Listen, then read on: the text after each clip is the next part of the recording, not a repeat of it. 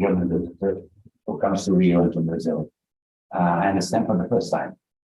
My task at this introductory moment is the simplest of them, to welcome him, to say how delighted we are that he is here, and that we work, all of us together, for greater Brazilian-German cooperation. In the old days in diplomacy, you started by giving your credentials. Let me give you mine to some extent. My daughter is married to a German professor of law at the University of Humboldt in Berlin and New York University and she's a distinguished lawyer in São Paulo. So German-Brazilian cooperation for me begins at home. I am a living example for what we can achieve. And they are in the process now of moving for some holidays in the island of Centro, it's one of the Frisian Islands, where she's going to spend a few days, leaving the warm waters of Rio and the rather cold waters of the Baltic. So let me tell our distinguished guest that he's very welcome here. That Brazilian-German relations are based on something very sound, which is history, and something which is very promising, which is the future. We have a past of which we are proud. Many of his countrymen have come to this country and found here another life, and we are honored and enriched by their presence. German-Brazilian cooperation is not a new subject, it's an old subject, a one which is revived every year by a new import of ideas, of ideals. We belong to a nice club. We belong to the club of democracies, which believe in human rights, believe that the environment has been protected, which believes that we are always trying to do better. And his visit here allows us to talk, to learn from him. And it's my privilege now to cut short my own remarks and say that we are here to listen to him, to see his first impressions. I used to work for many years with a man who believed that first impressions are very good and very important. What you grasp the moment you arrive is an enlightenment, is a vision, is a sense of something. So I'll ask him to tell us. And I'm surrounded by people who, Nelson Personelis, who is a dear friend of mine, the director of the Konrad Adenauer Foundation for South America, who is now based in Buenos Aires, but comes frequently to Brazil. Leila, who is our maîtresse de cérémonie, who will be handling all this. And last, but certainly not least, Dr. Castellanos, who is the dearest friend and colleague.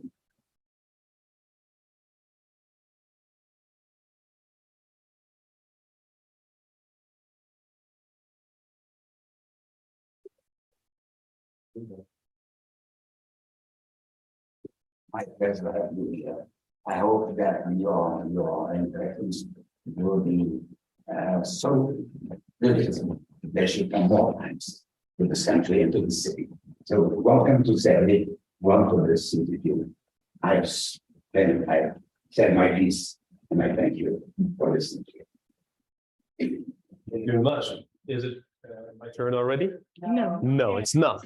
So because you were looking at me, so I'm ladies first, obviously.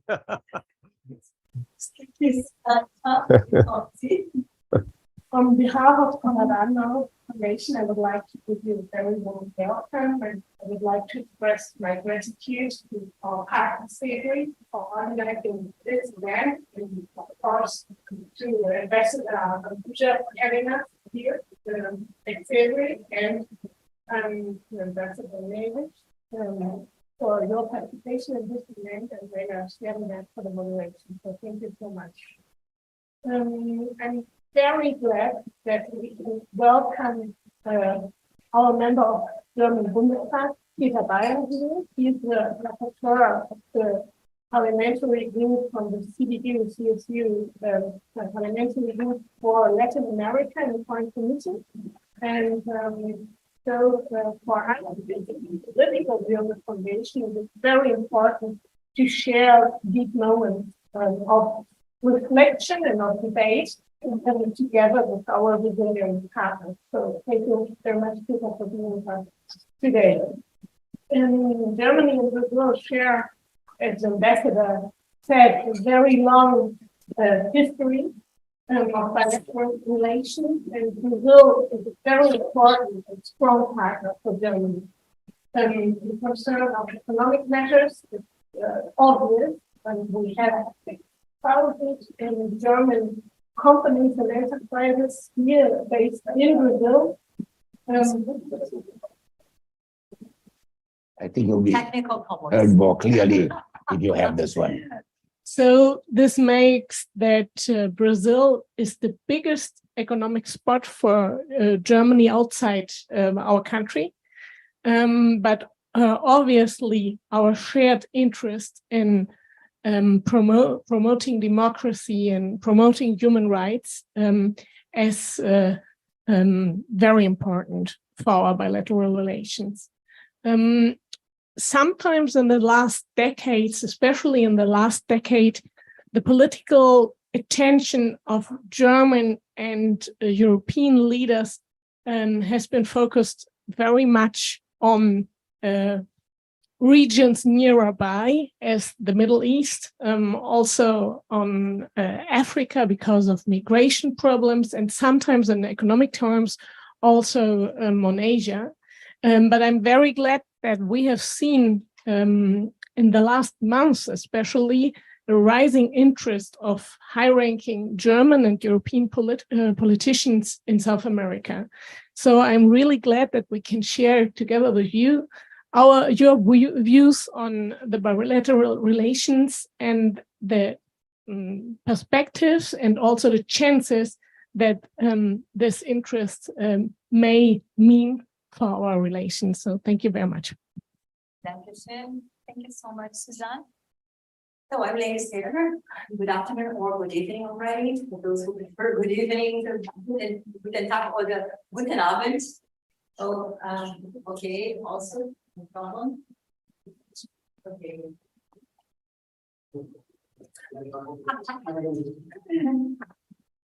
No problem. That's a good one. Le partage du bâton. We're gonna mix languages now. Well, the timing of this seminar is very interesting. For the time being, we are 2 weeks before the NATO summit in Vilnius, Lithuania. 1 week after, we will have the CELAC European Union meeting in Brussels. So we will have a lot to discuss. And this year has been very rich for Germany-Brazil cooperation, I'd say, beginning with the visit of Chancellor Scholz to Brazil earlier this year. Lots to talk about concerning the Amazon funds, etc., and interests of Germany concerning the potential of Brazil as a producer of green hydrogen. We can talk about all that. And we all can also talk about the visit of the President of the European Commission, Ursula von der Leyen, by the way, formerly a German minister, right, to Brazil and to Latin America, actually, to discuss investments, cooperation, and so forth. And so we have a lot to talk about, and I'd like to present our speakers this evening. We do have Peter Bayer, like Suzanne said, he's a member of the Bundestag. He belongs to the Foreign Affairs Committee, where he's the CSU's group rapporteur on Latin America. And from 2018 to 2022, Herr Bayer was the coordinator of the Transatlantic Cooperation of the federal government. We also have Ambassador Luis Augusto Castro Neves, Vice Chairman Emeritus and formerly Chairman of CEBRI. He's President of the Brazil-China Business Council and former Ambassador of Brazil to Paraguay, China, and Japan. At the Ministry of Foreign Affairs, he was Assistant Secretary General for Foreign Affairs and Director General for the Americas, among many other positions. Finally, we do have Ambassador Marcos Zambuja. We just listened to his very interesting opening remarks. He's a trustee emeritus at the Brazilian Center for International Relations, having served as ambassador to Argentina and France, as well as head of Brazil's delegation for disarmament and human rights affairs in Geneva. He was coordinator of the United Nations Conference on Environment and Development, the Rio 92 Earth Summit. Each of you will have 10 minutes for your initial ideas, then we'll have a debate, and I will ask a couple of questions, and we also will have questions coming from the audience, which will be sent to our team. So those of you who are watching us virtually, please send your questions to our speakers. So we begin with Abigail Petabaya. So please, the floor is yours. I would try directly with this microphone. Thank you very much for the kind invitation, for having me here today. Thanks to CEBRI, thanks to the ambassadors, to Laila, and also to the Konrad Adenauer Foundation, to Susanna and her team, who brought me to Brazil, actually my first time in this wonderful country.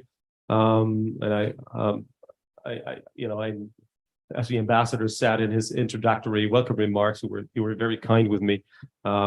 Actually, I'm here during my visit in a listening mode, and I want to learn more from my discussion partners. But since I have the microphone, I've been asked to share some of my views. I'm happy to do that, and it's really an honor for me to be here to have that webinar and seminar together with you. So I try to be very brief, and please interrupt me if I'm taking too much of your time. As has been said earlier, there's a long history of a Brazilian-German friendship and cooperation, and until today, Germany has with Brazil the only strategic partnership in the whole continent of South America, or if you go a little bit further, in the whole of Latin America. There's only one strategic partnership that we're having, and that this is with this country, is with Brazil, and this underlines how special that relationship is. Having said that, it goes without saying that in any relationship, partnership, or even friendship, there's good times and there's not so good times. And Laila, you mentioned that I was from 2018 to 21. I was the transatlantic coordinator of the German government. That was, if we remember, during the time, part of that at least, where Donald Trump was president of the United States, where the transatlantic relations come under pressure. So,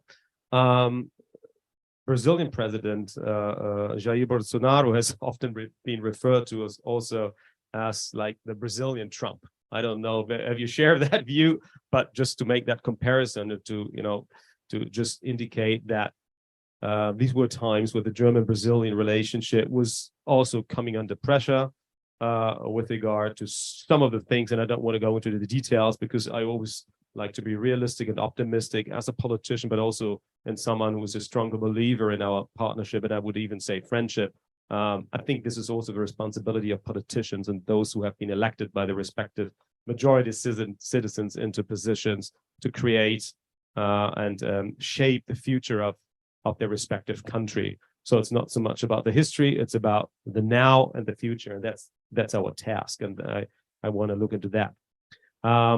Briefly, Laila, you quite rightly said that German Chancellor Olaf Scholz was here earlier this year, visited. So since we do not have a presidential system, but our president has more representative function, different from the Brazilian president. So Olaf Scholz is our chancellor. He's the head of the government and is the most powerful politician in Germany. So I think it was a strong signal that he made it a point to briefly, under the inauguration of President Lula da Silva, he visited this wonderful country of Brazil. But even before him, on January 1st, our president, Frank-Walter Steinmeier, also was here. He was invited and happily attended the inauguration ceremony here in Brasilia. And that also shows that right from the beginning of the term of Lula da Silva, German politics, it's not only the government, but also others, really show with their visits that they really see Brazil as a true partner for the future of our two countries. You might add to that there have been also other visits, like our economic minister, who's not only, by the way, economic minister, but economic minister and minister for climate protection, and agriculture minister Özdemir came to Brazil, visited the Amazon, and had a lot of meetings here. And Foreign Minister Baerbock and also the Labor Minister Heil, they were here just recently, earlier this month in June. So this shows that there is a vested interest in a strengthening of our partnership. And of course, beyond the strategic partnership that I mentioned up front between Germany and Brazil, that needs concrete projects. So we need to see what comes out of this. Visiting and talking to each other is very good. It's nice, but you want to see result in the end. It's not easy. It's complex and complicated, with a gigantic country that is and will remain a real factor, at least on this continent. Not only on this continent, but Brazil being the fifth largest country in the world, the fourth largest democracy in the world, with 220 or so million of people living in this country. This is obviously an economic factor, a societal factor, something that could not be ignored. On the contrary, a factor that we want to strengthen our relations with. So, having said that, during the visit of the German Chancellor in January, both President Lula da Silva and German Chancellor Olaf Scholz agreed that they should meet in the second half of this year, this time in Berlin, in Germany, for German-Brazilian intergovernment consultations. I don't know exactly if they already found a concrete date for that, but I would guess so, because second half has already started. So it's around the corner. That is actually a good thing, because the range of the topics is broad. It's economic issues, it's renewable energy issues, it's security issues, and we might come to that during our discussions with regards to the upcoming Vilnius NATO summit. And it's also about with regards to votings in the General Assembly of the United Nations and the UN Security Council, and so on. So there's a lot to talk about, not only during one meeting, but numerous meetings, and hopefully many more coming in the future. We have, of course, concrete interests. Our labor minister had, one of his focus was the recruitment of nursing staff.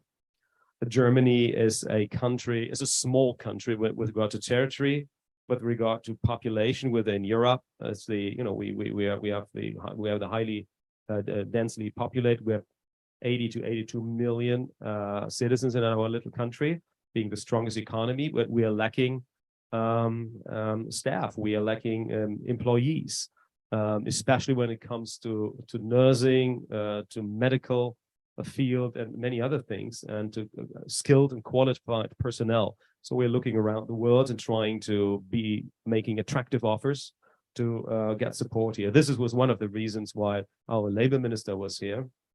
And an important topic, and I would fail not to mention that, is the Mercosur association / free trade agreement between the European Union and the Mercosur countries. It has been finalized the text in 2019, so just briefly before the pandemic crossed our way. It has been negotiated for 2 decades. Imagine that, 20 years, and we still do not have a living agreement. There's still a lot of complications in that, a lot of tax that needs to be looked into. That has recently been introduced by the European side, a so-called side letter or an additional protocol. The Brazilian side, under the leadership of Brazil, they are looking into that. They don't like some of the things that are written into that, understandably. So as far as I understand the process, they will introduce briefly a counter proposal for the site agreement. But if I may do so, he's sitting here now in Rio de Janeiro, former capital of Brazil. I would really plea to everyone involved, that's the Europeans and the Brazilians, to find a way to agree on a conclusion of that agreement, that the parliaments can really ratify this by the end of this year.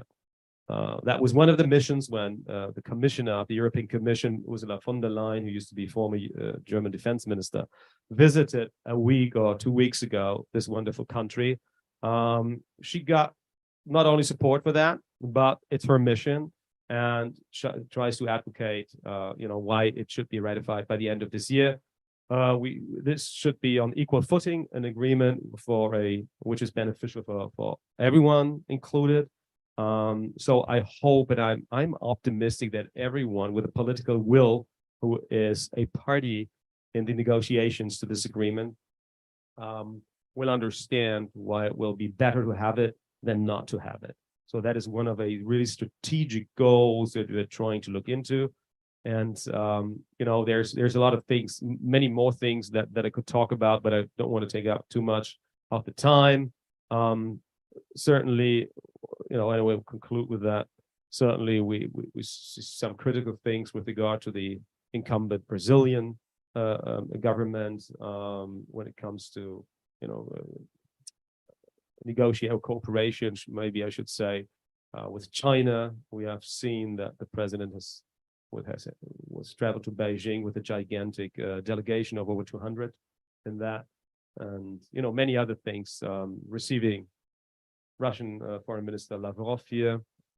Look, I should say we, maybe even everyone should welcome and applaud everyone with a serious, honest, and credible proposal or initiative that would bring peace in that current war of aggression of Russia against Ukraine, a war that is a European war. It's happening on European territory, but then again, I personally am convinced that this is not only a war against two countries over there in distant Europe, looking from this side of the Atlantic, but it's a war against the international rules-based order. It's a war against our way of living, the values that we believe in. And I think we should really look into that peace will come along rather sooner than later. Very last thing that I wanted to mention with you is, since I'm a member of the CDU party, and we are joining with our partner party, the CSU, forces together in the Bundestag. So we have a CDU-CSU parliamentary group in the German Bundestag. We have revitalized a working group on Latin America last year, because we understand that the countries of South America and Central America, and I should also add the Caribbean, have been partners and should be in the future, and should be even more relevant in the future. And our offer, and we still have to learn what that concretely is, but our offer and interest is to present and to offer sustainability when it comes to economic relations. We don't want to exploit any of the countries, let alone any thinking of neocolonialism or any of that kind. It's a delicate issue. We understand that, but we want to take anything out of any respective country, especially not Brazil. But we want to be on the same level playing field, on equal footing. We want to be a credible and honest partner and make sustainable investments, create jobs through investments, and not taking away in the value chain the benefits that are created in this country, but they should stay here. And I will stop on that, and really happy to be on that incredible panel, and looking forward to the discussion. Thank you very much. Thank you, schön. Thank you. Now I invite to the floor, Ambassador Castro Neves, please. Well, thank you very much. Thank you very much. I'm very honored to be here as part of this panel. And I would like to most welcome Gaia for his president in Brazil. I think it's a very good opportunity to exchange our views, not only regarding our cooperation, which is very long, a very old cooperation in many strategic fields. I would mention, for instance, in the 70s and 80s, the nuclear cooperation agreement between the Federal Republic of Germany and Brazil. I was personally involved in that, so that's the reason why I mention it.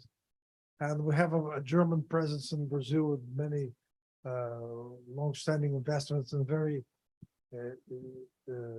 important sectors of the Brazilian industry, not only car industry, but also in chemics and in electricity. I would mention Siemens, Bayer, for instance. It's so therefore, it's much more of a given rather than something to be discussed, as a matter of fact. And I was expecting to see you mention about the future, about how Germany will be, what Germany will be in the future international order. Of course, we are being involved with the Russian invasion of Ukraine, which is sort of a point outside the curve, as a matter of fact.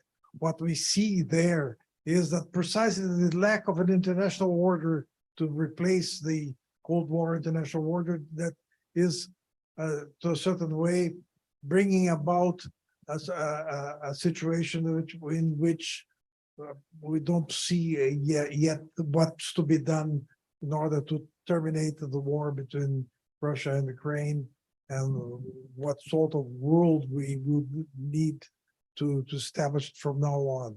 We had the end of the old international order, the Cold War in the 90s, with the end of the Soviet Union, with the reunification of Germany, with the new presence of China. And at the time, people thought that we were about to see the end of history, as Francis Fukuyama mentioned. As a matter of fact, this perception of the end of history suddenly came to a halt with the terrorist attacks on the Twin Towers in New York, which made explicit the vulnerability of the most powerful country in the world. So what we are seeing now is a lack of international order, or a new international order not yet properly defined. And of course, Germany is is perhaps the most important European country, given its size, its economic size, its level of development. But of course, we want to see what would be the role of those countries, with countries like Germany, in the shaping of a new international order. On the part of the United States, which is the most powerful power pole in the world, we see that they no longer want to be the world's policemen as they were during the Cold War. So therefore, it is important for a country like Brazil, which is not, and I would quote a former foreign minister in Brazil, Silveira, Brazil is not satellized. It's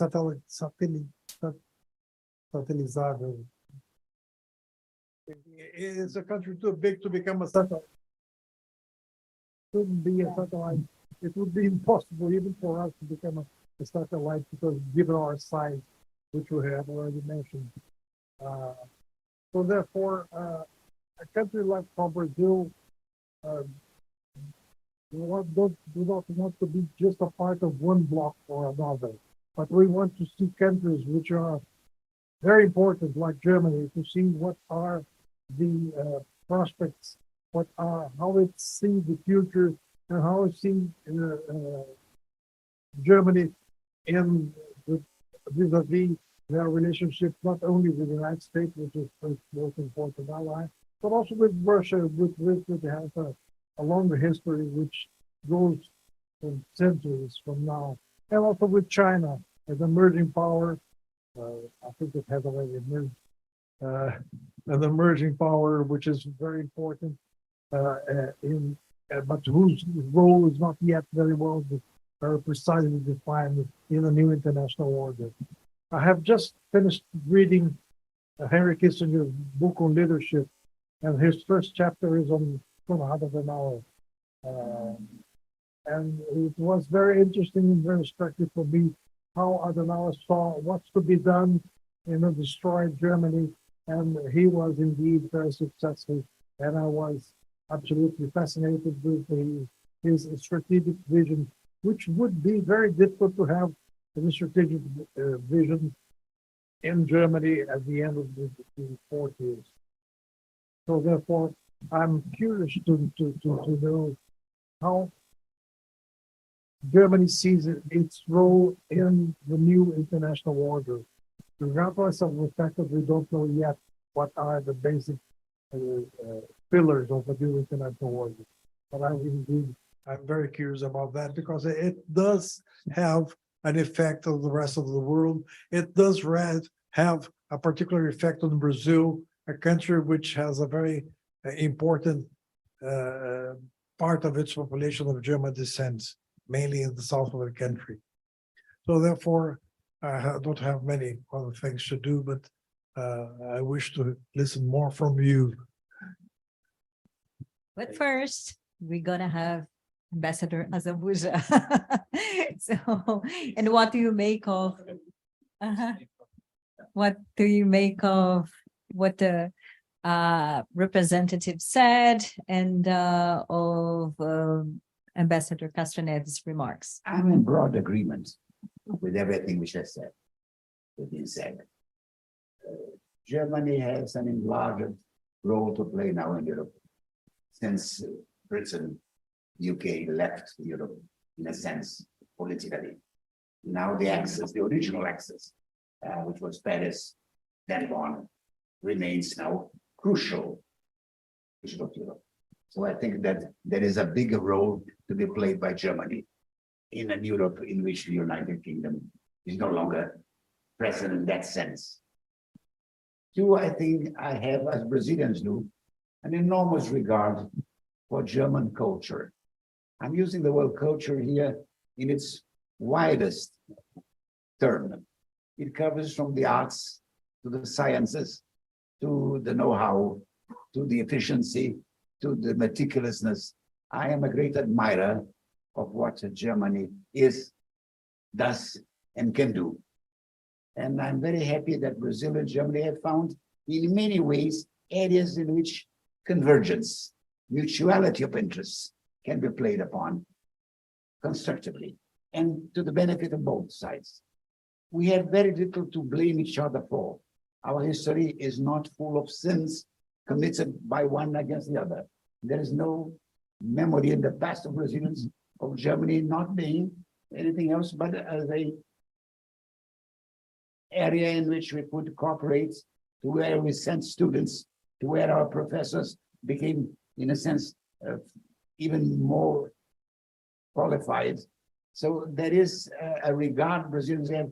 The word German in Brazil suggests rigor, precision, efficacy, thoroughness. They are virtues which we associate with the German spirit and with the German achievement. So let's go on along this line. We must pursue what is a good avenue, which was opened before by us. So I have no bright new ideas. I have, in a sense, the pursuit of more of the same, increasing more and more cooperation, dialogue, communality of interests. Brazil and Germany have now three areas in which we can do well. I think is the area of human rights in general, the area of the environment in general, and the area of the achievement of progress and prosperity. Brazil, you mentioned that we came recently from a period in which we were governed in a way which was not wise or convenient to our interests. I will not go into domestic Brazilian policy here, but Bolsonaro was despite certain achievements, which I don't deny, not a figure which helped to consolidate virtues which Brazilians share and to which we are deeply attached. We came bruised, hurt from these years, and triumphant because democracy prevailed. We are here talking as we are because democracy is still with us. But we have found out since the Trump events in the Capitol and Bolsonaro here, that it's still a fragile commodity. Democracy remains fragile here, and even in countries where we thought it was so well rooted, so fundamentally established that no threats could come from. So I celebrate that. We have another differences which come from geography, from history, and from perspective. Brazil is, what is it, a developing country, an almost developed country, an emergent society. We have many labels for ourselves. And Germany is already a fully mature society with achievements which impress everyone. So we must be considerate of each other. We are not identical in the moments of history we live. We are not really, in a sense, if I may use that word, totally contemporary to each other. Brazil lives in a time moments which Germany had lived through before. We are not contemporaries in that sense. Our history is not symmetrical. It's not. What we must do is to strive to find commonality of interests, shared values, and work together. And this is something which I think we must do constructively. I have, for the German after the Second World War, the highest regard for the reconstruction, for the rebirth, for the consolidation, for the unification. So to me, Germany is, of the last 60 years, one of the great success stories of the world. You achieved reunification. You are the Germany of all Germans, plus the fact that you have, in a sense, done an enormous service to mankind by being critical of your past and building a better future on the basis of that, what was. So Brazilians and Germans have something which I think we share totally, which is the sense that we have done great things, but we are not there yet. Brazil loves to speak of its bigness. We are uncomfortable when we talk about the quality of things. We're not that good in that. But in terms of size, we are very impressive. You made, sir, the point that we are the 5th largest country in the world. And this is, in our region, we are not threatened by anyone. The essence of understanding Brazil is the sense of security. Brazil is not threatened. Brazil occupies half of South America in terms of territory, in terms of population, in terms of national products. We are not threatened by any neighbor. We tend to live comfortably within our borders, seek no further aggrandizement of our territory, and we try to pursue a policy which will generate trust and confidence of our neighbors. We have the old friendships with the United States, obviously, with Europe in general, with Japan, which has brought so many of its own to live here. Brazil is, more than any other country I know, a country of immigrants. People come to this country for hope, for space, for opportunity. Now we have, in a sense, playing a different role. Not quite a few, but quite many Brazilians have gone abroad in pursuit of better chances. So with the same open-heartedness that we accept immigrants, we understand that some of ours must go somewhere else to change, take a better chance. So your presence here, sir, is an opportunity. I will try not to miss it. We have no recipes for the world. We teach no lessons. We're not exemplary. We hope to be relevant. By relevant, I mean that what happens here is significant to others, not exemplary. We are not setting ourselves as a virtuous country above others. We make mistakes which are sometimes futile, sometimes avoidable, but we, I think, have a trust in certain guidelines from which we do not deviate. Brazil is respectful of peace, of the international order, of the rights of its neighbors, and we pursue a policy. Now Lula is having a difficult moment because it's a difficult thing to do to repeat a successful act. He was a very successful president twice. How do it a third time? Not easy. Not easy. That's a hat trick. How do you play a third goal when? So he is being asked to do what perhaps he's not able to do, which is to reinvent himself. So perhaps, the trouble with coming back is that you bring with you all your own luggage and not perhaps too many new ideas. But still, let me tell you this. Brazil is a force for order, for peace, for stability. We are not major player, but we are a useful player. We are the country which has most frequently contributed to UN peacekeeping forces. We are available. We are constructive. We are moderate. We feel that sometimes when others are in the heat of battle, of war, of conflict, they expect Brazil not to be Brazil. What Brazil will be is moderate, is constructive, is patient, is accommodating. Our virtues are not heroic virtues. We have the virtues of patience, of a certain kind of primitive wisdom, a sense that the world is done better served by peaceful workers than by belligerent adversaries. So thank you for coming. I hope that you will come more times and that you will be a precursor, sir. That when you go back to Berlin, you'll say, well, I've talked to people there. They love us, they like us, they admire us, and they want us to be closer to them. So do that. And please, in a sense, understand that Brazil is big enough to be influential, but not big enough to be decisive. We can play a role.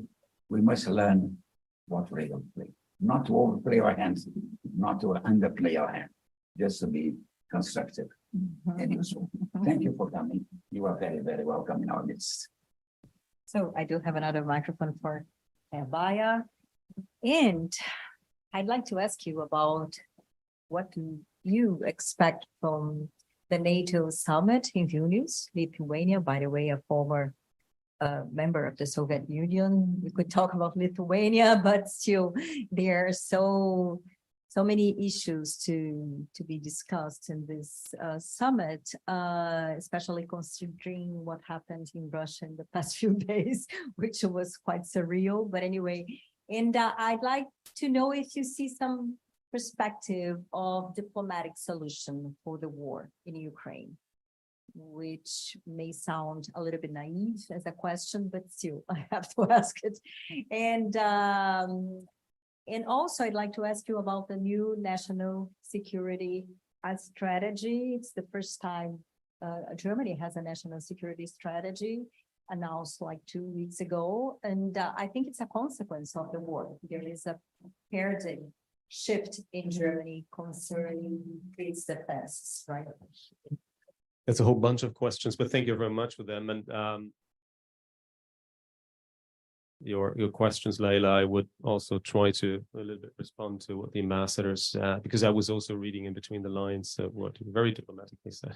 But it was I underlined everything that he said. But where to begin? You started off with your question with regard to the NATO summit that is upcoming in Vilnius, Lithuania, very, very soon. Well, let me say that there are high expectations to that very summit, and I think it's very good to have it in the Baltics, or in the Baltic countries. They have, for not only since the war, but the years before, lived under conditions where they constantly felt under threat by the Russian Federation, being small countries, being in very close vicinity, having Russian citizens in their citizens in their countries, and being, how should I say? I was almost about to say proud members of NATO, because they feel the protection that NATO can guarantee, can give countries, not only small countries, but all the others as well. Because NATO is a club, is an agreement that has never gone against anyone. It's not an aggressive, proactive club, but it's also it's there for the defense and to guarantee the defense of its member countries. So the upcoming Vilnius summit comes with high expectations, especially with regard to a possible invitation, or not only invitation, but actually to extended invitation, which means actually almost a membership to Ukraine. Last week, I was having a small dinner discussion with the former Secretary General of NATO, Anders Fogh Rasmussen. This was under Chatham House rules, so I cannot, attribute any of the things that I'm about to say to any one of the people around the table. But one point of discussion around the table was that there was the notion that the summit will be a success when there will be an extension of invitation to become a NATO member country to Ukraine. And if it's not, then it's not going to be a success. That was not the majority, but several around the table agreed to that, almost everyone. So now I jump 2 days further to the last meeting of the Foreign Relations Committee of the German Bundestag last Wednesday. And also I cannot, because this is not like a public committee. We don't have public sessions, but our guest from the German government was, among others, the German defense minister. And so I cannot attribute to anything that was stated to any single individual. But the discussion went around that very topic as well. What will be the contents? Will it be success? When would you say it will be a success or not? It was also circling around the question, will there be NATO membership invitation for Ukraine or not?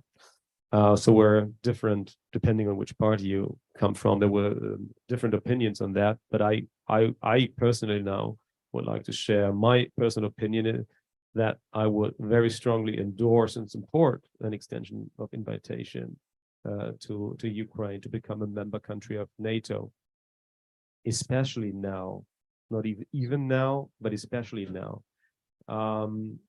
Might be seen as a provocation, but I think it's if there's a request by Ukraine to become NATO member country, and we should seriously consider that.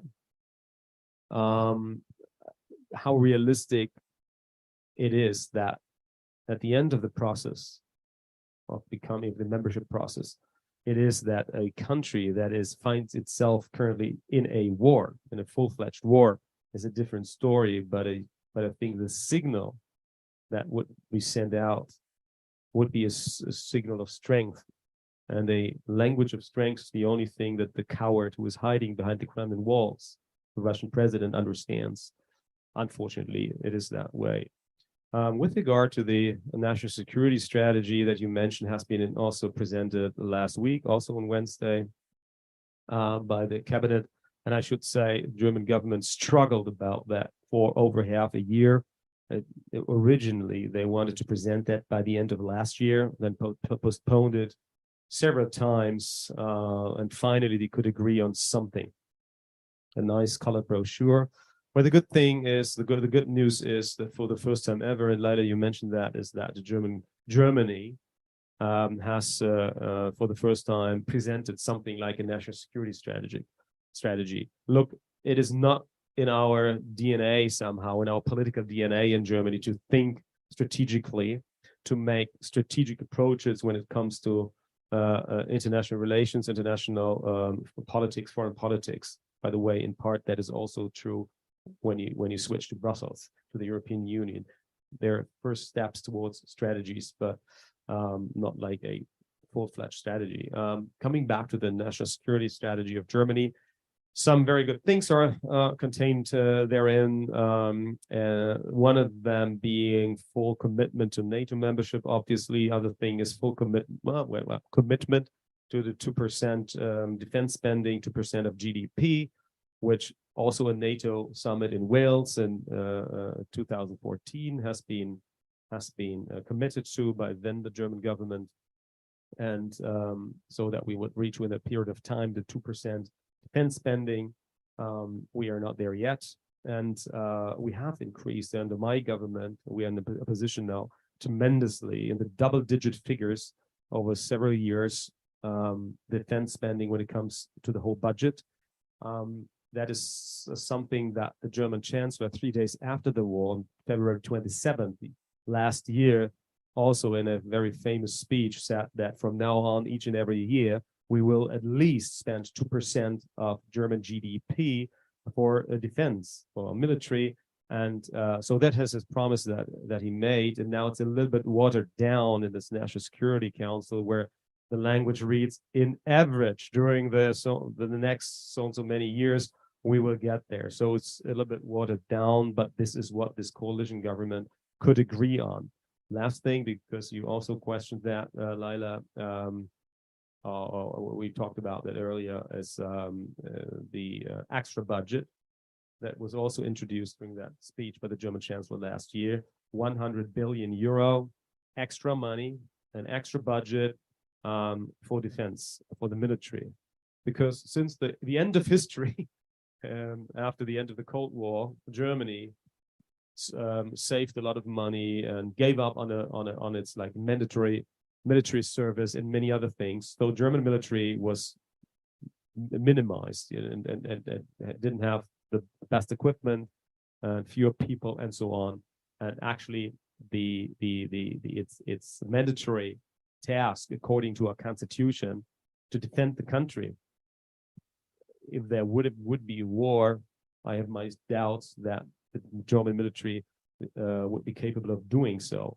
So it needs a lot of money, it needs strategy, and it needs implementation of the strategies, which has to do with political leadership. And to me, political leadership means making informed, but still quick decisions. Informed and quick decisions. It's not a contradiction. I think it can be done. And that is something that I would see more. Coming to your question, where do you see Germany's role in the future? We are still the strongest economy on the continent in Europe, the fourth strongest economy in the world, but it's not a God-given thing. It's, we become increasingly irrelevant with regard to citizens in Europe, with regard to economic power. And so I think Germany is capable of stepping ahead and making better decisions, quicker decisions, being a leader in Europe when it comes to building up a European defense industry, building up a digital industry in Europe, and also on the economic side. Not alone, always in close coordination with our allies on the other side of the Atlantic, but increasingly more within Europe. And I will finish with that. Any German government, be it this one or any future German government, should not hide behind two things. First, his history, Second World War. Second thing is behind, German dominance and leadership is not so much liked in Europe or anywhere else in the world. On the contrary, we increasingly see a craving, a request for more leadership of Germany. And that is something that I would like to see in Germany in the future, much, much more than today.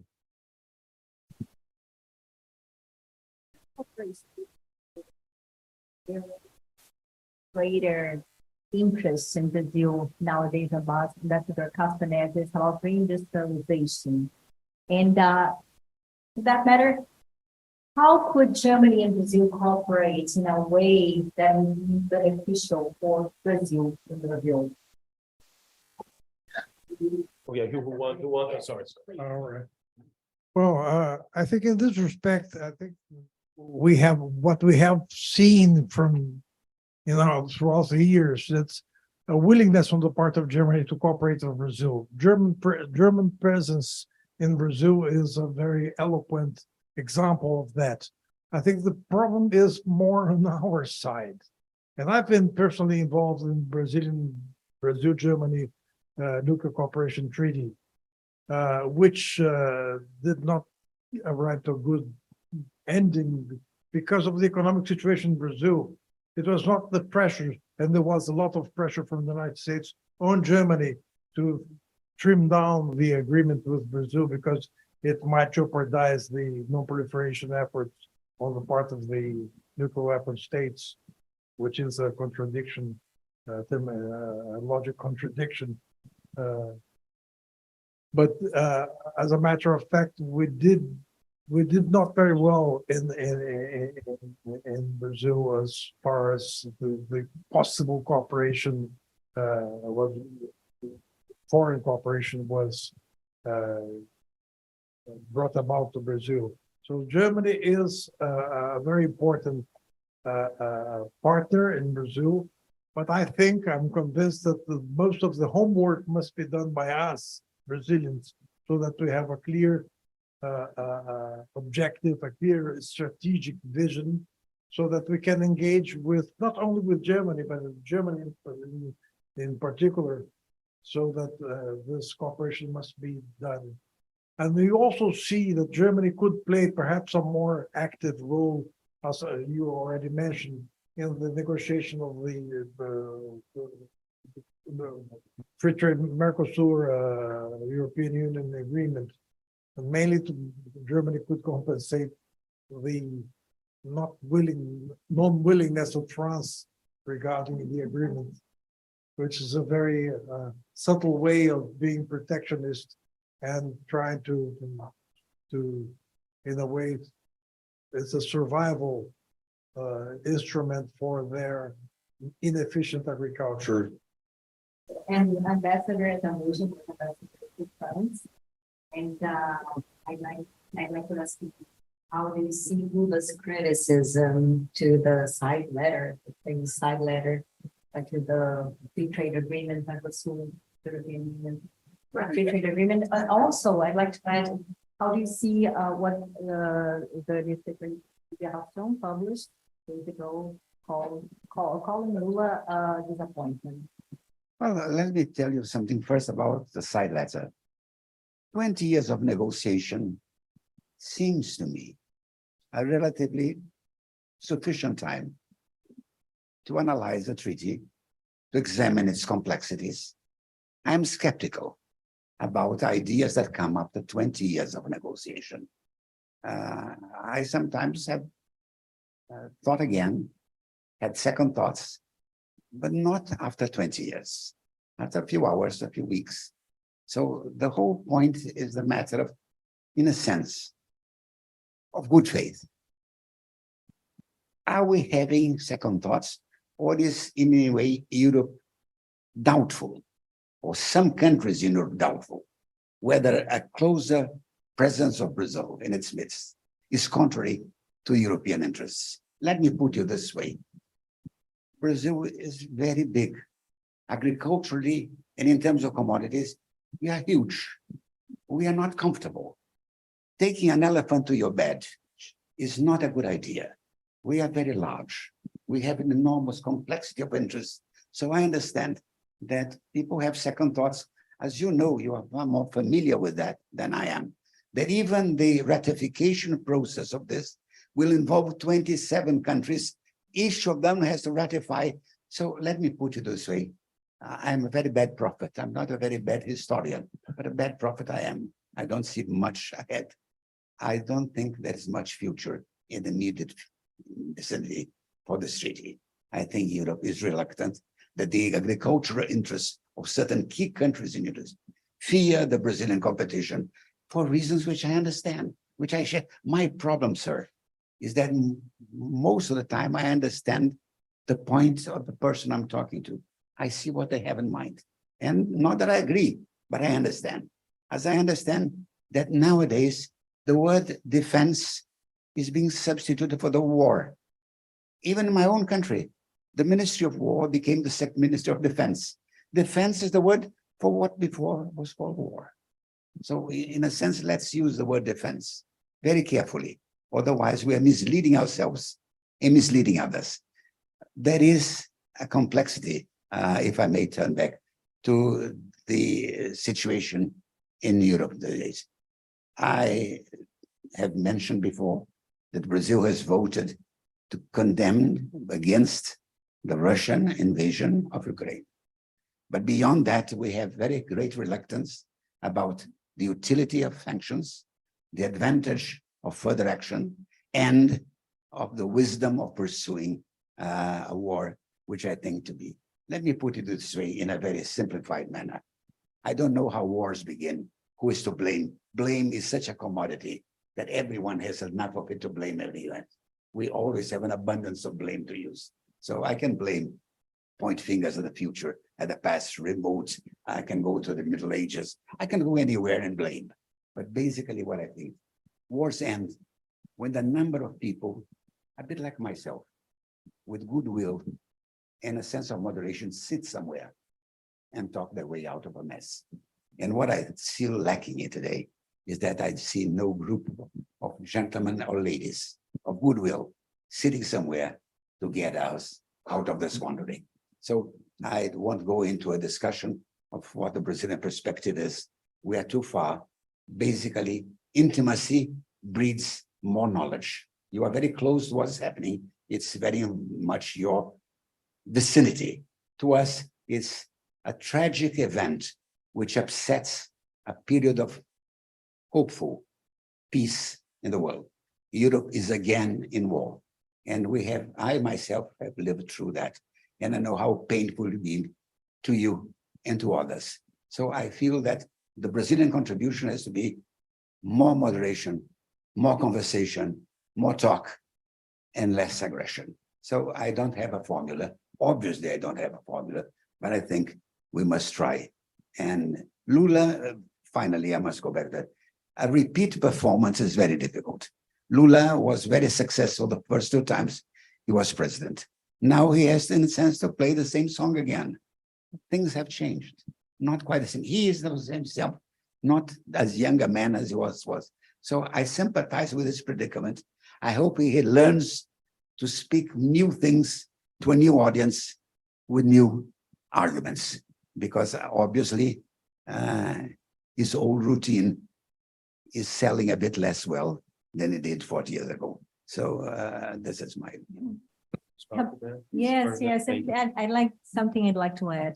If things would be different concerning the war if Germany and Brazil had a seat in the UN Security Council, which is something both countries want. And also a question, is it feasible? I mean, the reform of the UN at sea, is it feasible? Yeah, so I mean, this is something, and I touched upon that earlier. A reform of the United Nations Security Council. Look, I mean, I think we should not give up on a reform of that very body. And it's not only the UN Security Council, but the rest, which is basically the larger bulk of the United Nations. I mean, Germany and Europe have thought about and actually also ran campaign about like a seat for Germany as an individual country, or there's also this idea that the European Union should get a seat at the UN Security Council with rotating membership within the countries of the EU. Then again, I mean, it's clear that the United Nations is not reflecting anymore the world. You know, we've come a long way from the creation, from the establishing of the United Nations and the UNSC onto the world as we know it is today. So I mean, it is. I don't know how realistic that is, but I think it's worthwhile not to give up and to run campaigns, not only selfish out of your own country's national interest, but to partner with other countries to reform the United Nations. And especially, now I think it's not very realistic with especially two veto powers, the P5 out of the P5, the permanent five, Russia and China blocking everything with their veto. I mean, they have that veto power that they simply have, and with that current situation, I don't see any advance in that regard. But let me please respond to one or two things that the ambassador has said, starting with Mercosur and then coming to the situation, to the war in Europe. Mercosur, and you said, and I understand that that you're not very optimistic that after 2 decades of negotiations, well, what's there to talk about anymore? Sure. Well, the tax has been finalized as we know in 2019. And I think there was a lot of missed opportunities, and you're absolutely right. Then when we finally agree on the final thing, then the procedures start in our countries. And in Europe, we have 27 member countries. And depending on the way that FTA or association agreement is shaped and presented, it's not 100% true that all 27 national parliaments have to vote and ratify on that. There's this idea to split that up into a political part and a trade part. Trade is with regard to the European Union, since the European Union Treaty, and it's from 2009, the so-called Lisbon Treaty. The whole responsibility, the competence lies with Brussels. So not the national parliaments would have to vote them on. So this is a trick, has been played before. It's not optimal, but this could be one way out of that. With regard to the side letter, again, I mean, I as far as I understand the situation currently in this country, in Brazil, together with the other Mercosur countries, there's a counter proposal being worked on, being drafted, presented then, I don't know when, maybe within the next several weeks, to the European side. And I don't want to go on. I don't want this to go on forever. If there's political will, there is a way. Seems to me that is overburdened with ideology and not understanding really the beauty of this kind of agreement. Yes, it's about market access. It's about doing away with tariff barriers and non-tariff barriers to trade. And I think if you put that all away, all the money things, I think the major beauty, and especially the Mercosur EU Free Trade and Association Agreement, comes with or lies in a strategic mutual investment. And that brings me to what I said earlier, that if we look to the future, reinforcing bonds that we have that are already there, I think then something good would come out of it with regard to modernization, reforms, and I think that is a true beauty. Second thing, with regard to the war situation in Europe, two clear things. It's not complicated. It's not complicated at all. It's very clear that Russia invaded Ukraine. So it's action and reaction. It's the aggressor can be named. It's Vladimir Putin, the Russian Federation. It's clear. He's the aggressor. He invaded Ukraine, a sovereign state. He brought war upon this very country. So it's clear. It's very simple. It's also simple how this war could be ended by a simple withdrawal of the troops from Ukraine territory of a sovereign state that has been invaded. Very simple. Of course, reality shows it doesn't seem to be so simple.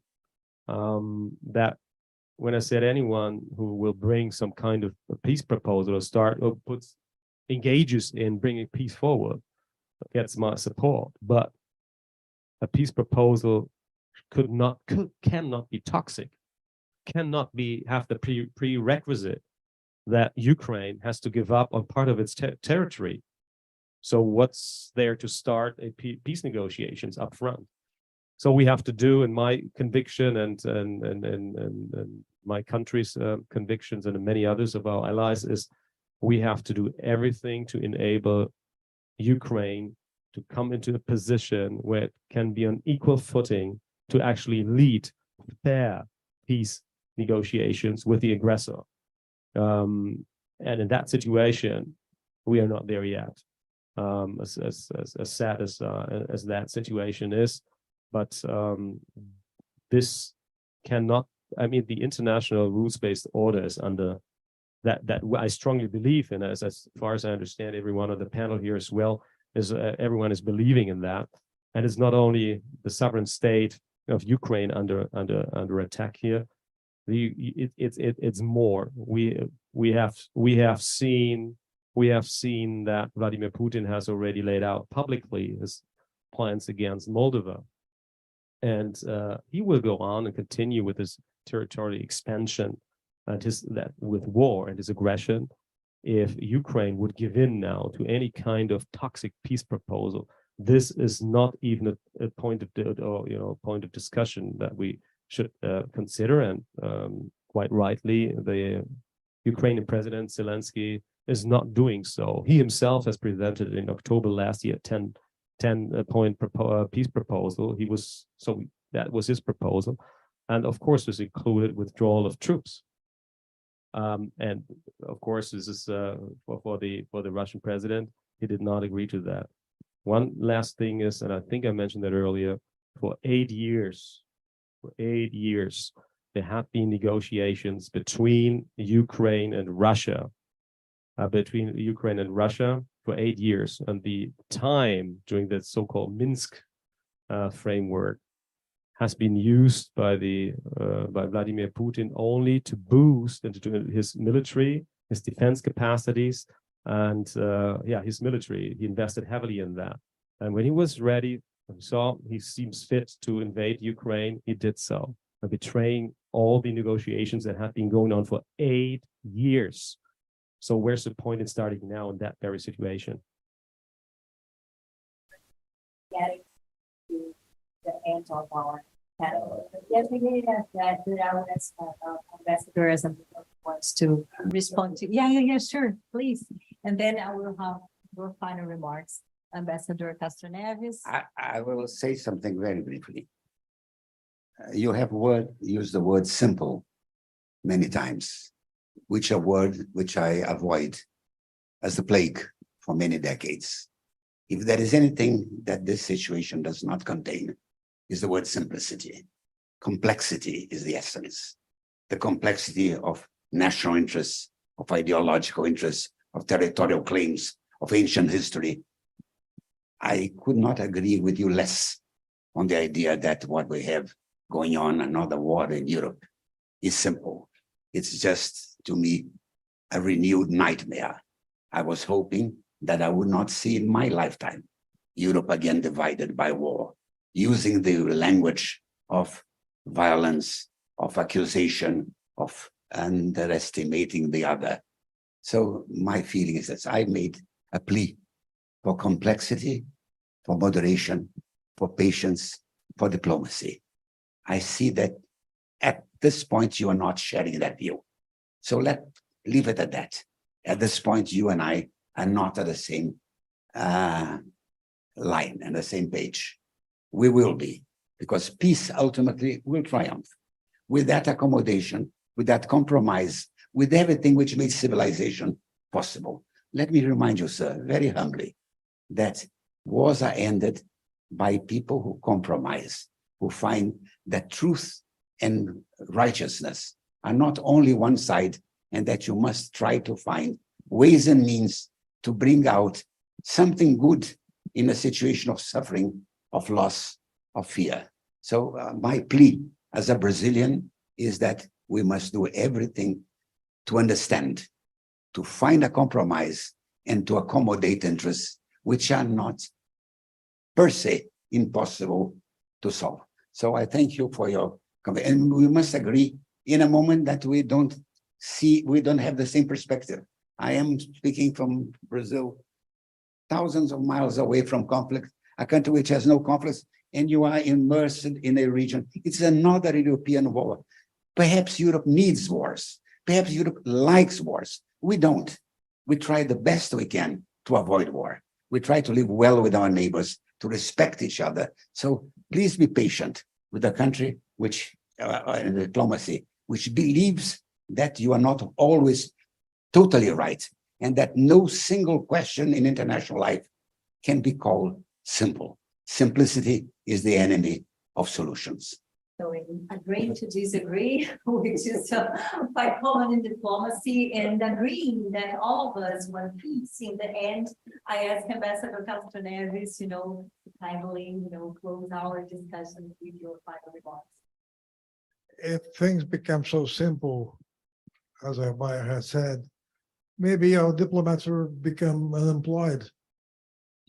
So, but he mentioned, he and I fully agree that there was an invasion. Russia invaded a sovereign country without any credible reason for doing that, except for, well, not very clear reasons, but expanding its power or trying to resist to what they perceived as an expansion of the West and a containment of Russia. But that's to be said. But that's part of our history, even our recent history. We have seen great powers invading countries without those countries being a vital, important strategic obstacle to their goals. For instance, the United States presence in Vietnam. It was Henry Kissinger who said that the U.S. had no vital interest in Vietnam, so he started the complex negotiations to end the war. It was successful. We had the invasion by the United States of Panama, for instance, because the president of Panama was a drug dealer. I do not favor drug dealers, but it's not a matter of invasion of a matter to justify an invasion of a sovereign country. So therefore, what we see here is not new. Though the international order, the old international order has disappeared, and it does contribute to a certain perplexity that we all see the conflict between Russia and Ukraine without trying to put forward a meaningful solution. But there's nothing new in big countries invading small countries, or sometimes for unknown reasons, sometimes for wrong reasons. The U.S. started the Gulf War, invaded Iraq. It was the wrong invasion because Iraq had nothing to do with the terrorist bombing of the Twin Towers in New York. And it was also based on false findings that Iraq had mass destruction weapons. That was not true at all. But we have seen that now. We see what is going on with Ukraine, and the complexity is precisely because we are nobody is able to put the conflict in a clear. Nobody has a clear perception of what the conflict is about. So that's the big complexity of the issue. But therefore, I think that we should continue our discussion of this matter until some. No, not here now. Not here now.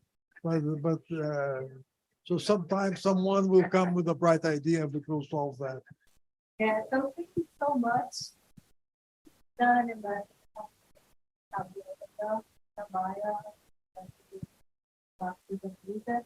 Thank you all. Obrigada pela audiência. Until the next time. See you next time. Good night.